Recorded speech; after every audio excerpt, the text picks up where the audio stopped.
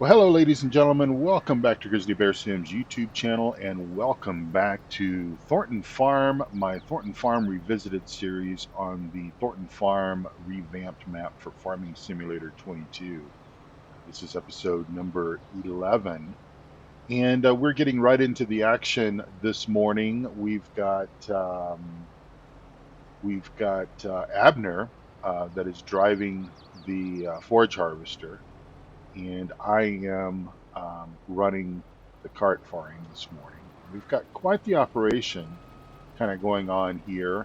You might remember in the first episode, I think I kind of gave you kind of an overview of the map, kind of the way that we were going to play things, and I might have shown you a semi truck that was parked over in one of the silage bunkers, and it had a tipper on it. And I think I mentioned something about it, that it was belonged to a contractor that occasionally does some work for Mr. Thornton, and Mr. Thornton allows him to park there. That happens to be a kind of a distant cousin of Smithy. And so I asked Smithy if he would talk to him and see if we could borrow that semi and that trailer. That trailer holds an unbelievably large amount of material. And so um, he agreed. Smithy's cousin agreed. He's not using it today, and so agreed to allow us to basically use it. And that is helping us as I overdrive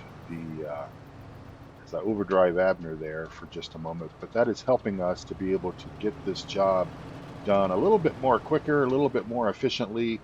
And it's got a few moving pieces to it. As you can kind of see, we've got a kind of an auger apparatus that we have set up there that we can dump into, that will essentially let's see.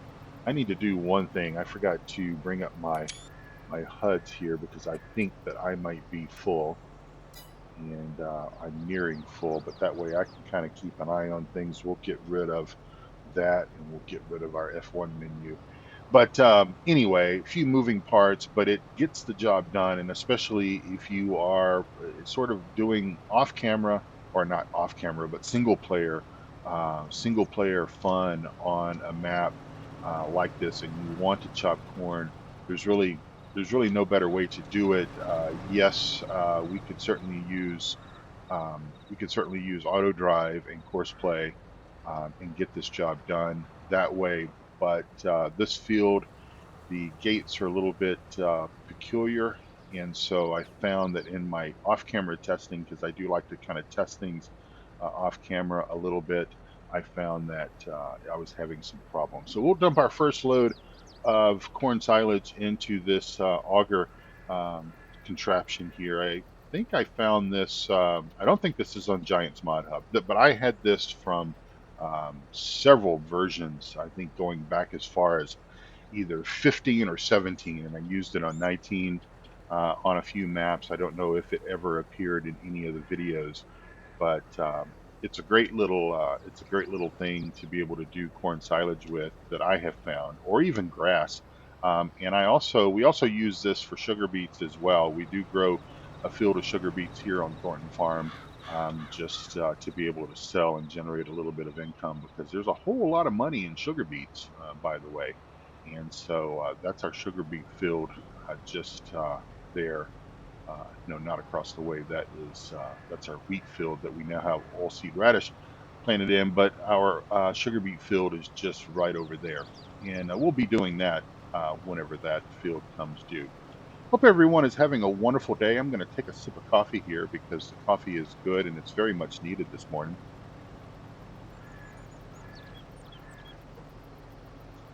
In the real world, it's Monday. It's the Monday after Easter. And my apologies to all of you for not having a video on Monday. I just basically just ran out of time last week to be able to get 3 videos recorded. So the last video that you watched would have been episode number 10 on Friday, Good Friday. I had 3 episodes for you last week. I've had 3 episodes for you each week until this week, and It just literally ran out of time. Over the weekend, I was hoping to be able to conjure up some time to get a recording done. And for me, even though I was able to play Farming Simulator a little bit on Saturday, it just, it just wasn't. I don't know. It wasn't. I wasn't in the mood to record. I wasn't in the mood to record an episode, and so therefore I didn't. And that's just kind of the way things are. I'm going to run things how I see fit and what I feel, and I have to kind of be on top of my game, if you will, as we overrun Abner again, and I just didn't have time. I ran out of time. My wife and I had a very, very nice, relaxing Easter weekend. But before I get too much into that, I wanted to update you. Obviously, in the previous video, episode number 10, you watched as we completed our canola harvest. Now we got a little over 10, I'm sorry, a little over 100,000 liters of canola came out of those fields. Pretty good yields. And like I said, we had good yields on Comston farm as well for canola this year. So I'm quite impressed. Mr. Thornton is quite impressed with the yields that we got off of that. And of course, that goes completely directly, not directly to sell, but we do hold it. We wait for the market to come up on that a little bit on the price, and then we will sell that in time. But also the crew, that being Smithy, the soon-to-be Mrs. Smithy, and with Abner's help, went ahead and there we go again, overloading. But I think Abner stopped, and I just failed to stop. But anyway, the crew did manage to get 2 fields of grass, our hay fields, mowed, and got those belled and got those in the barn. We have um, we have 1 field left, one hay field left to mow and take care of. There we go. Let me go ahead and go down while he makes his turn. And that should, I believe, that should tie us over through the winter, or through the fall, through the winter, and into the early spring until we can start mowing again. And it may actually even give us a little bit extra to be able to sell if we need to. If some of the farmers are having some issues or whatever, we certainly might have enough hay to be able to stretch to be able to do that. We always like to have a little bit extra, and of course, last year the guys um, just completely messed things up with the whole straw issue. But that obviously has been resolved. I'm back. We've got plenty of straw. We're going to have straw for days. Let's see what's going on. Also, just kind of to keep you guys in the loop on things, the greenhouse expansion project is moving along very, very well. I'm not gonna take you up there and show you the progress that has taken place as of today, but hopefully in the next video, that would be episode number 12, but certainly by episode number 13, they should be done. We had the barn put up. That's going to be the sort of the operations for Mrs. Smithy to be able to work in as she picks the fruit and veg from the greenhouses, moves that over there, packages everything up, gets that ready for sale. She's also going to be uh, staffing herself up there in that area at least twice a week, maybe 3 times a week, for to be able for people to come and buy directly from us, directly from the farm. That was kind of an idea that Mr. Thornton had, and he says, can you make this happen? And we're like, yes, sir, we certainly can. So that'll be something that will keep her busy, and kind of this operation really is going to be her baby to kind of run and take care of and everything. And we're quite looking forward to what she's going to be able to do up there. And of course, I believe the last episode, Smithy and the soon to be Mrs. Smithy were both out and away from the farm. They had attended a kind of a wedding conference, if you will. Smithy was telling me about it, and he, he probably, I probably need to talk to Mrs. Smithy about it, to be honest with you, because Smithy, he kind of pays attention to about maybe every third or fourth word that comes out of anyone's mouth, and I don't know if he really knew what he was getting involved in, but essentially it was just he was meeting with the vicar and the photographers and a few other people that are responsible for doing basically the whole wedding operation. And of course, the wedding is going to be over at the church next to the pub, and then the after ceremony, the reception and everything will be held at the pub and out back behind the pub out there. So that will be taking place, as I believe I alerted you all to in the previous episode, but that is going to be taking place in the fall once we get the harvest done here on Thornton and Calmsden. So we're looking at October timeframe, and that's going to be a good thing. I know that they're both looking forward to getting the wedding done and getting all that out of the way, and then of course they're planning on a very nice honeymoon down to the south of France, I believe, and spend a week down there and getting away from the farm and having a little bit of rest and relaxation isn't going to hurt anyone. I think everyone needs to recharge their batteries every now and again, and certainly Smithy could use that. What else is going on? So these two fields. Oh, by the way, the invitation should be going out for the wedding in the next week or so as well. So I know that they'll be glad to get that piece of it done.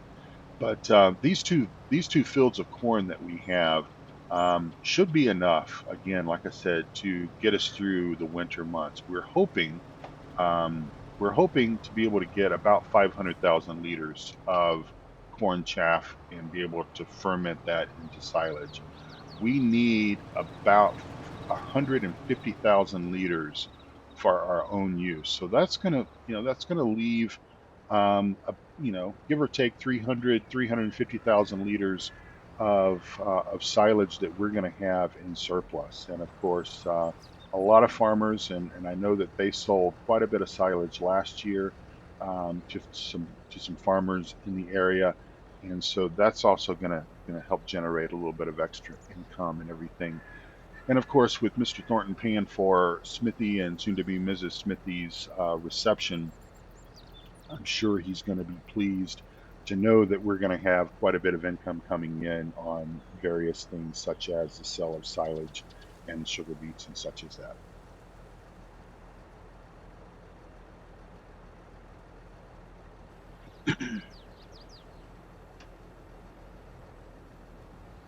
Taking another drink of coffee, it is very good this morning as we continue to move along. Now, I told you that my wife and I had quite the busy weekend this weekend, and of course, yesterday being Easter Sunday, my wife and I are both Christians. We're both Catholics, and so just celebrating the day for what it is, including Good Friday, and the entire weekend is just something that we do and always have done. Um, we did manage to get out on Saturday. We needed to go to the store and do a few things, and my wife was like, "Let's go by this one antique store. They've got a bunch of not necessarily rare antique books, but they've got some books, very nice books, and we have been looking at and actually have been in the process of building our home library for many years, and it's very nice. My wife is just she has such a eye for detail and such as that, and so we have a very nice book, kind of a book cabinet, and we have some very nice books in it. I'm not talking about, you know, trashy paperbacks or things like that, but nice hardcover books that we enjoy reading or have enjoyed reading, or believe that we will enjoy reading, beyond our into our retirement days. My wife absolutely loves Agatha Christie novels like Poirot and Mrs. Marple, and so she has quite a few of those, and these are all very nice hardcover, um, not all leather bound, some kind of faux leather type covers, but very nicely done. And um, I enjoy reading books, the history of medieval England. I like there's a writer called Dan Jones. He's written books on the Plantagenets, on other aspects of that period of English life. We're talking about, the 1200s, 1300s, 1400s, etc. War of the Roses, things like that. And I enjoy reading that. I'm not really a novel kind of guy. I don't really want to read, um, about Dick and Jane and their, what they do. I like, historical kind of things. I like to be able to learn something as I read a book. And I'm actually reading a book now. I'm almost done with it.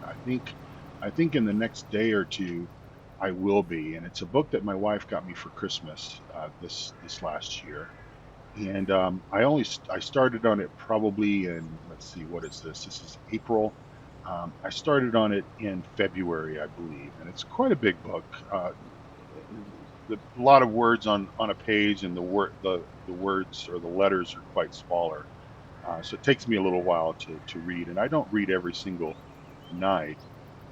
But it's essentially it's called the Ardennes 1944, and it's really a historical book on Hitler's last gamble, kind of towards the end of 1944, early 1945, the Battle of the Bulge, all of the kind of things that was taking place in that portion of Belgium, that Hitler was throwing everything that he could to try to beat the Allied forces, the Americans, the British, Canadians, and such that were fighting. I'm just having a hard time staying in sync with Abner right now. My apologies. We will endeavor to try to do a little bit better job.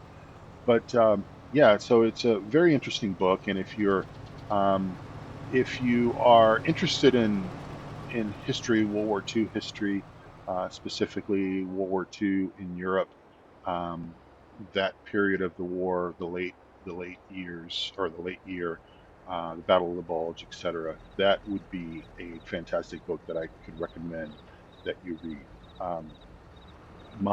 My great uncle was a member of the 101st Airborne. He was not in Easy Company. So if you are familiar with the movie Band of Brothers, he was not in Easy Company, but he was in the 101st Airborne, and he did parachute into Normandy, and he was present in the Bastogne region during late 1944, early 1945. Um, and he survived. He made it home, but he just never fully recovered. My grandmother, obviously this being her younger brother, told a story. He's told it many times. The Christmas that he got home in 1945, obviously the war ended in 1945 in Europe, and he was not sent to the Pacific, but he was eventually sent home. And when he came home in Christmas 1945, after spending Christmas 1944 in Bastogne during the Battle of the Bulge, basically broke down at the kitchen table. He just, if you read any history, and of course this book that I'm talking about um, covers a lot of the details behind what these guys endured. It's just incredible, and it's if you're interested in that, I highly recommend it. It's by Anthony Beevor, Beevor, and again, it's called Ardennes, 1944, Hitler's Last Gamble. All right, well, ladies and gentlemen, we are, believe it or not, we are wrapping this field up, and the recording counter says I've been babbling on here about 20 minutes, almost 21 minutes. So we're gonna wrap this up and call this one an episode and get this out to you. Most likely, you'll see it on Wednesday. I do have some. I've got a doctor's appointment coming up, and a few other things that I need to get done. So I think that you will get two episodes this week, maybe Wednesday and maybe Friday. But again, if I just get so overwhelmed I can't get another episode recorded, then it might just be one this week. But we will try to get back on track and try to get you caught up on everything that's going on here in Thornton Farm with Smithy, Mrs. soon to be Mrs. Smithy, and everything else that's going on. So until next time, please take good care of yourself and also those around you. And please come back for another video whenever you get that little notification. You see that a new video has been released. Please come out and watch that. I do appreciate it. And until next time, from Thornton Farm, bye for now.